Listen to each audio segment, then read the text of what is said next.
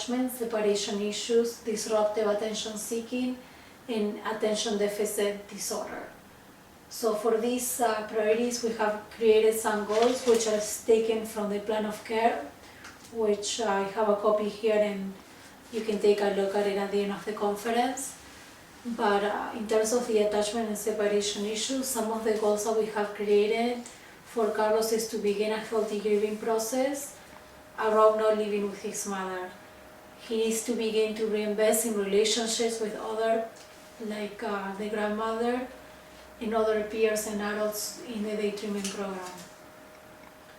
He should decrease the expression of feeling of guilt and blame for the separation of the mother and for the separation of the mother and father. He should begin to verbalize his feeling of anger towards self, towards the stepfather, and towards perhaps the mother for not living with him, or the father. He should build positive and trusting relationships with others, especially the grandmother, since they are now living together. In terms of the other main priority, which is the disruptive attention seeking, some goals that we have created for Carlos are to follow verbal directions in the classroom. He needs to attend and cooperate in the classroom's activities and lessons. Carlos needs to interact in a respectful manner, and rudeness should be addressed consistently. Carlos should cooperate in resolving conflicts in the classroom in a positive manner. So ways in which he can resolve conflicts, perhaps the example I can think of, if they're deciding which person will go first and they're arguing about that, perhaps doing a rock, paper, scissors to resolve that conflict. In terms of the attention deficit and hyperactivity disorder, he should be able, one of the goals is to be able to sustain the attention for a longer period of time, and that way to demonstrate improvement in the classroom.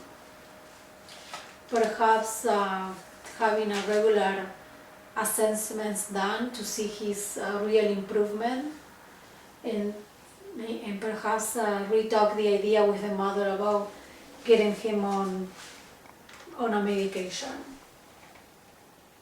So for supporting the optimal development, in the handout on the first page I have included the diagram of his ecological system, but I have figured it out for the purpose that I would like to focus on the interventions for each respective system. So starting off with the microsystem, some of the interventions that can be applied within the system is implementation of a plan to create a long-term living arrangement for Carlos. So perhaps a contract with the mother that he will only be living with the grandmother until he can improve his behavior. So that kind of thing, maybe it can help for him to be in a positive spirit when he's with the grandmother. Another intervention with this is to provide classroom counseling for self-awareness, perhaps providing some tools for organizing, like an organization system, carrying an agenda, or having some visuals reminders of what is to do. Number 4 could be to identify the areas of anxiety and building exercises to deal with the anxiety, like breathing, calming techniques.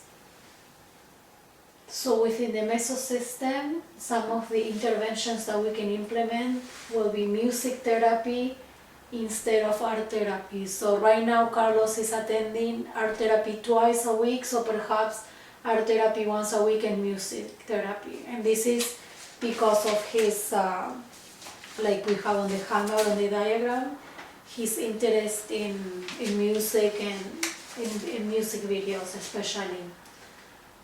Also for the mesosystem, another intervention is creating a curfew, and how can we reward the positive behavior. So we create a curfew for Carlos that is manageable for the grandmother and Carlos.